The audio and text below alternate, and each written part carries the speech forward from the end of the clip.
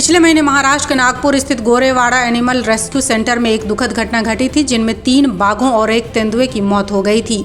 अब उनकी मौत के कारणों की मेडिकल रिपोर्ट सामने आई है, जिसमें बर्ड फ्लू की पुष्टि हुई है। इस खुलासे के बाद चंद्रपुर के ताडोबा जंगल और राज्य के सभी नेशनल पार्क को अलर्ट पर रखा गया है। गोरेवाड़ा प्रशासन इस मामले के बाद से चिंतित है और भविष्य में ऐसी घटनाओं को रोकने के लिए कदम उठा रहा है। आपकी जानकारी के लिए बता दें कि गोरेवाड़ा रेस्क्यू सेंटर में बर्ड फ्लू के कारण बाघों की मौत का ये महाराष्ट्र में पहला मामला है।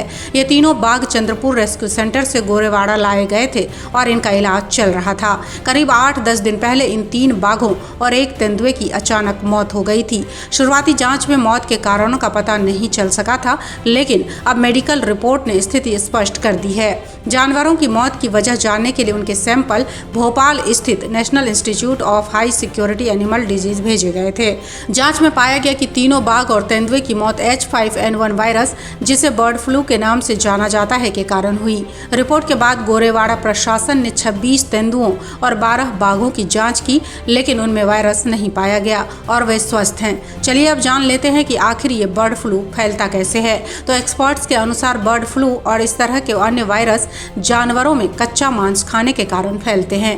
ये वायरस जानवरों के इम्यून सिस्टम पर हमला करते हैं, जिससे उनकी मृत्यु हो सकती है। अब महाराष्ट्र में आए इस मामले के बाद से राज्य के सभी जंगलों, एनिमल रेस्क्यू सेंटर्स और बर्ड सेंचुरी में अधिकारियों को अलर्ट कर दिया गया है। बचाए गए जानवरों को अलग अलग जगहों पर रखने के निर्देश दिए गए हैं, ताकि वायरस के फैलने की संभावनाओं को रोका जा सके। गोरेवाड़ा रेस्क्यू सेंटर की घटना के बाद प्रशासन ने सुरक्षा बढ़ाने के कई उपाय किए हैं। इनमें नियमित जांच, कच्चे मांस के उपयोग पर प्रतिबंध और संक्रमित जानवरों को आइसोलेशन में रखना शामिल है।